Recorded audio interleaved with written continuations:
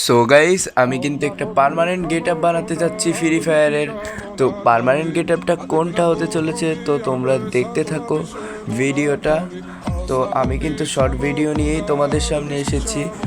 তো আমার permanent gate আপটা হতে চলেছে এইটা, কিন্তু মাথাটা চেঞ্জ করব। মাথাটা হবে আমাদের ওই অরুচিমরু বান্ডেলটির মাথা। তো আমি কিন্তু এই লুকটা আমার কাছে ভালো লেগেছে, এর কারণেই আমি এই বান্ডেলটি পরেছি এরকমভাবে সাজিয়ে। তো তোমাদের কাছে কেমন লেগেছে অবশ্যই কমেন্ট সেকশনে জানাবা।